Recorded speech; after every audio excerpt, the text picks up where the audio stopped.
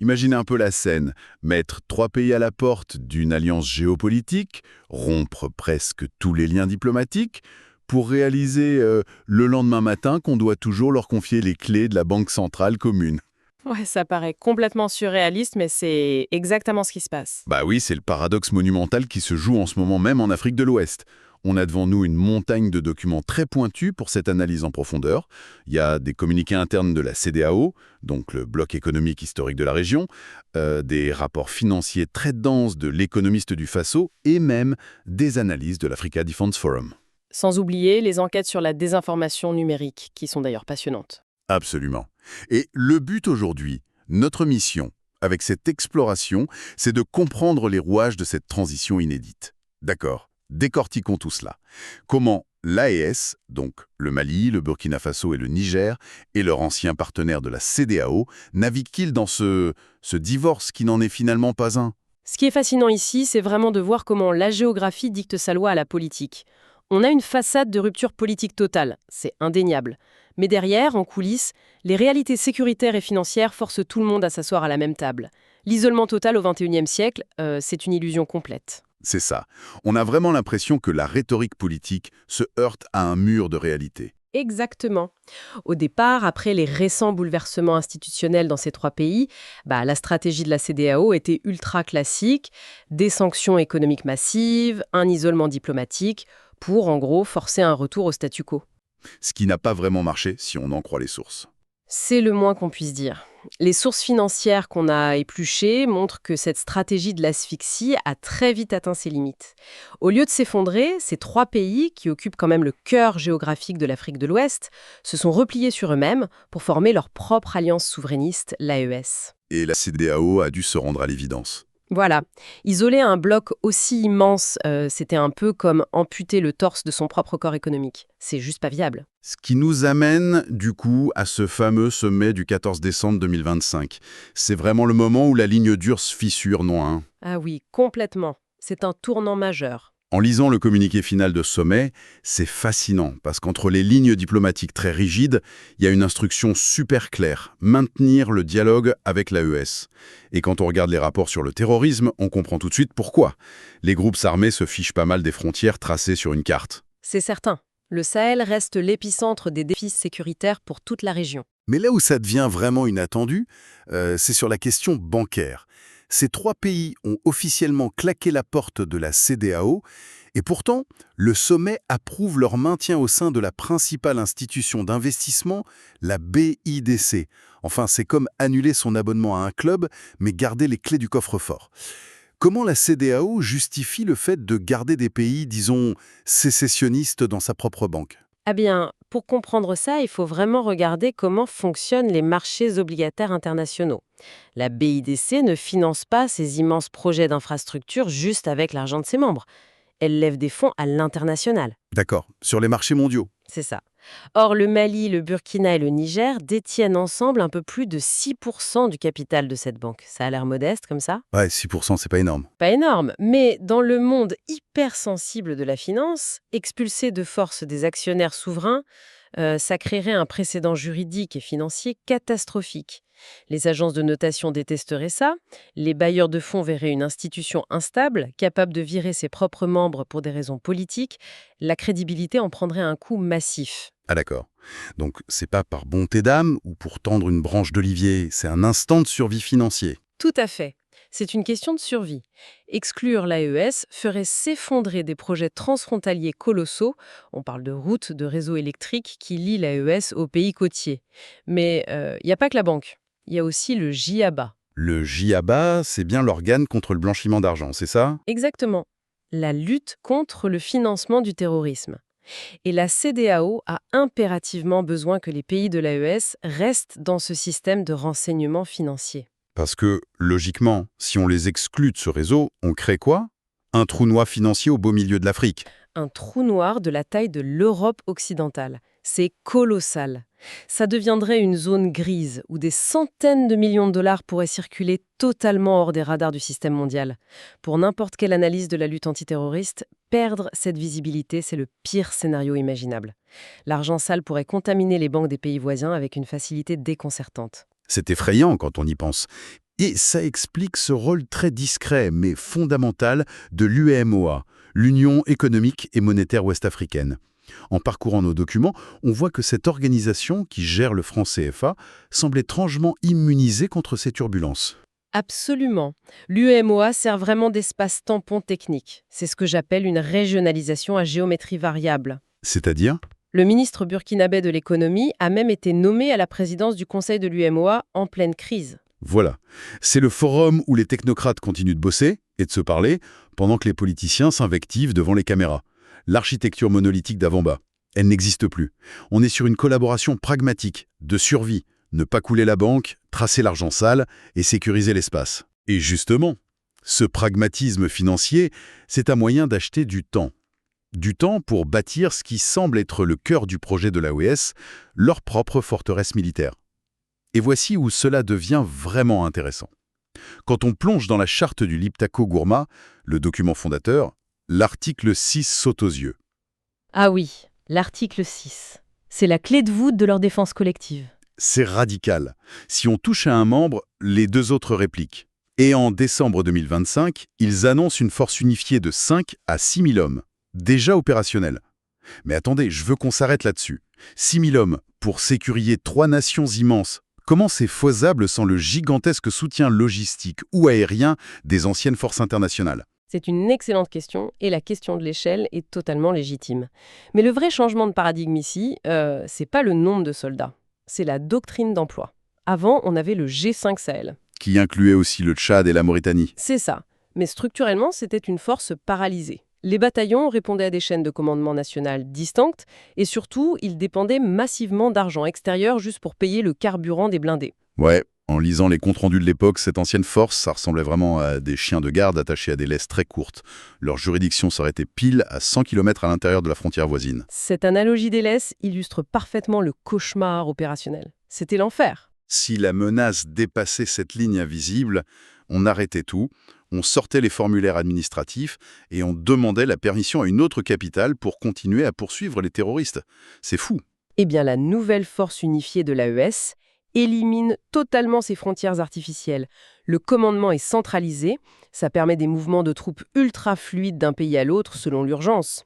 Et pour l'autonomie, les sources mettent en avant un financement endogène inédit. Ah oui, le fameux fonds de soutien patriotique au Burkina Faso. Voilà, ils mobilisent l'épargne locale, ils mettent des taxes sur des produits de consommation courante pour financer directement l'effort de guerre. Ils troquent une dépendance internationale contre une mobilisation citoyenne. Mais ils ne sont pas isolés non plus. Le matériel militaire, les armes lourdes, faut bien que ça vienne de quelque part. Les sources mentionnent un pivot vers de nouveaux fournisseurs. La Russie, la Turquie, la Chine. On parle de drones turcs et même d'un sommet de très haut niveau AS-Russie en 2026. L'ambassadeur russe promet de les défendre à l'ONU. Oui, c'est une reconfiguration totale et très rapide des alliances. Mais il faut être clair et regarder les faits froids fournis par les renseignements. Ça ne doit pas masquer la gravité de la situation sur le terrain. Les groupes terroristes s'adaptent avec une agilité terrifiante. C'est-à-dire, Le droit de poursuite illimité dont on parlait, ça ne suffit pas. c'est excellent sur le papier, mais en face, la menace mute. Par exemple, l'État islamique au Grand Sahara a récemment mené des attaques en utilisant des drones commerciaux modifiés. Ouais, vraiment. Des drones ciblant l'aéroport de Niamey. On est loin des convois de motos dans le désert, là. Complètement. C'est une guerre asymétrique très technologique maintenant. Le GCIM, un autre groupe majeur, procède par embargo économique. Il bloque les axes d'approvisionnement en carburant pour asphyxier les villes. Donc oui, l'indépendance de commandement est là, mais la pression reste colossale. Et cette pression frappe aussi directement dans les téléphones portables de la population. Ce qui nous amène au volet de la guerre de l'information. C'est peut-être ce qui fait le plus froid dans le dos dans nos documents. La désinformation, c'est devenu une arme redoutable. Totalement. Une enquête décortique un réseau massif visant à déstabiliser l'AES. Et le niveau de sophistication donne le vertige. L'exemple qui m'a frappé, c'est ce deepfake, cette vidéo générée par intelligence artificielle, reprenant l'habillage parfait de la RTB, la télé nationale burkinabé. Ah oui, avec la présentatrice vedette. Exactement. Sa voix est clonée et elle annonce solennellement que l'État s'apprête à envoyer des troupes combattre en Iran et qu'une rupture avec les États-Unis est imminente. Et le choix de l'Iran n'est pas un hasard. Le but, c'est d'alimenter un narratif très précis, dépeindre les gouvernements de l'ALS comme des acteurs totalement irrationnels, prêts à s'embarquer dans des conflits lointains. Ça effraie la population locale et ça fait fuir les investisseurs. Le pire, c'est que, même si la vidéo a des petits défauts, un clignement d'œil bizarre ou une voix un peu mécanique par moment, l'algorithme s'en moque. Des centaines de milliers de vues en quelques heures. Et il y a eu d'autres cas, comme de fausses annonces de rachat d'entreprises par la Russie. Mais comment on orchestre un truc pareil? L'enquête technique est super claire là-dessus. Ça commence par des comptes patient zéro qui usurpent l'identité de médias respectés. Ils publient le faux. Immédiatement, un réseau de milliers de bots automatisés s'active pour liker, partager, commenter. Et l'algorithme prend le relais. Voilà, les plateformes pensent que c'est un contenu viral, de grand intérêt public, et l'injectent dans les fils d'actualité de vrais gens. Ce qui est dingue, c'est que l'analyse des adresses IP montre qu'une grande partie de ce réseau opérait depuis la Côte d'Ivoire voisine. Donc le contrôle de l'espace informationnel est aussi critique que la sécurité des frontières. Et c'est là qu'on réalise l'ampleur du chantier de l'AES. Ils ne font pas que démentir les fakes, ils construisent un écosystème étatique complet. Les documents parlent de 2025 comme l'année des ruptures fondatrices. Si l'on relie cela à la situation dans son ensemble, l'architecture qu'ils tentent de bâtir touche à tous les leviers de la souveraineté. Ils ont lancé la BCID, la Banque confédérale d'investissement et de développement, dotée de 500 milliards de francs CFA. 500 milliards, c'est quand même pas rien. Sans les bailleurs traditionnels, comment ils font? Grâce à un prélèvement confédéral. Une micro-taxe de 0,20% sur toutes les importations venant de l'extérieur de l'AES. Chaque camion qui entre paie cette taxe qui va directement dans les fonds de la nouvelle banque. Ah, malin! On finance la souveraineté par la consommation interne. Et ça s'arrête pas là. Il y a le passeport AES qui circule depuis janvier, un hymne, un drapeau, et la création de TVAES pour contrôler leur propre narratif médiatique. Plus surprenant encore, ils ont signé des accords pour une compagnie aérienne commune et un bureau d'enquête sur les accidents. Pourquoi l'aviation civile, en pleine crise? Parce que l'aviation, c'est l'autonomie logistique par excellence. Si les pays côtiers décident de fermer leurs espaces aériens ou leurs aéroports, comme ça a failli arriver, posséder sa propre flotte et ses propres certifications garantit que les vols gouvernementaux et commerciaux peuvent continuer légalement. C'est implacable comme raisonnement. Mais j'ai quand même une question qui me brûle les lèvres. Créer tout ça sur le papier, c'est bien. Mais remplacer une machinerie comme la CEDEAO du jour au lendemain, c'est pas un pari totalement utopique? Ils en sont très conscients, croyez-moi. Leur déclaration récente montre qu'ils voient 2025 comme l'année des symboles. Mais 2026 est annoncé comme l'année de la preuve. C'est-à-dire qu'il va falloir convaincre. Exactement. Adopter des statuts, c'est de l'ingénierie politique. Mais obtenir la confiance des marchés internationaux pour qu'ils prêtent de l'argent à cette nouvelle banque, ça prend des années. C'est cette inertie structurelle qui rend cette fameuse coexistence pragmatique obligatoire pour l'instant. On prépare son indépendance, mais on ne coupe pas les câbles électriques aujourd'hui. C'est un sacré numéro d'équilibriste. Et ce qui ressort de toutes ces sources, c'est de voir qu'en dessous de cette couche très formelle de banques et de traités, il y a un tissu conjonctif beaucoup plus ancien. L'intégration des populations n'a pas attendu les politiciens. Le ciment socio-culturel qui unit ces peuples est juste incroyable. C'est vraiment ça. La culture, l'artisanat, la nourriture, c'est le moteur invisible de leur intégration. Prenez les textiles par exemple. Le faso d'Anfani, ce tissu en coton du Burkina Faso, est porté partout au-delà des frontières, comme un symbole de fierté. Idem pour les bijoux de mariage nigériens ou le cuir touareg. Et la gastronomie, sa main, c'est le meilleur trait d'union. L'un des reportages parle d'un entrepreneur nigérien arrivé à Bamako il y a 10 ans comme vendeur ambulant de kilichi, cette viande séchée typique du Niger qui se conserve super bien. Aujourd'hui, le gars possède une usine en plein Bamako et emploie plein de monde. Le dambou aussi, ce plat prisé au Niger, traverse les frontières sans problème. Cette économie du quotidien, elle se fiche totalement des querelles de la CEDEAO. C'est la fondation sur laquelle la Confédération tente de s'appuyer. C'est clair. Et d'ailleurs, pourquoi c'est essentiel de comprendre ça pour quiconque s'intéresse à la géopolitique de la région? Parce qu'il y a un concept culturel mentionné dans nos rapports qui est fascinant, la parenté à plaisanterie. C'est vital pour comprendre comment ils résorbent les conflits. Ah oui, c'est un mécanisme de résolution des conflits indigènes absolument brillant. L'anecdote décrite dans la source est folle. Ça se passe pendant des funérailles, ambiance très lourde. Un homme respecté est mort. Soudain, un gars issu d'une ethnie spécifique, lié au défunt par ce cousinage à plaisanterie, s'approche et se jette littéralement dans la tombe ouverte. Ce qui, partout ailleurs, serait perçu comme un outrage total et déclencherait probablement une émeute. Mais carrément. Sauf que là, l'homme refuse de bouger, bloque tout et exige une vieille pièce de 5 francs CFA introuvable. Au lieu de s'énerver, tout le monde se met à chercher la pièce. Il la trouve, lui donne, il sort en riant et la cérémonie reprend. Les chercheurs disent que c'est la clé de voûte de la paix sociale. C'est un pacte hérité de l'Empire du Mali. Ce cousinage force des ethnies différentes, souvent en compétition pour la terre ou l'eau, à se traiter avec une familiarité moqueuse. C'est une interdiction formelle de verser le sang de l'autre groupe. C'est puissant. C'est le filet de sécurité sociale le plus solide qui soit, souvent bien plus efficace pour stopper des violences intercommunautaires qu'une résolution de l'ONU ou des casques bleus. Et c'est sur ce genre de résilience ancestrale que l'AES veut s'enraciner. Alors, si on rassemble toutes ces pièces du puzzle, de la finance internationale, aux bots sur les réseaux, jusqu'aux dynamiques ancestrales, qu'est-ce qu'on retient? Le tableau est loin d'être binaire.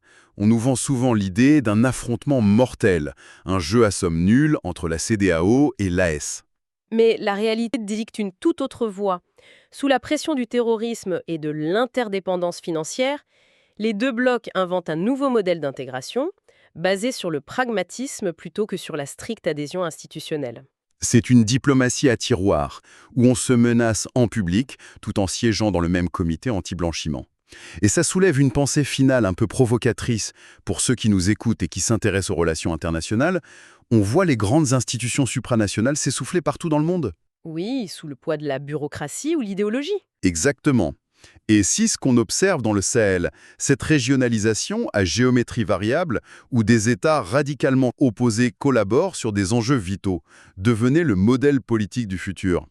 Et si le Sahel n'était pas en train de tracer de nouvelles frontières, mais plutôt de rédiger le manuel opérationnel de la géopolitique de demain? C'est de quoi laisser songeur.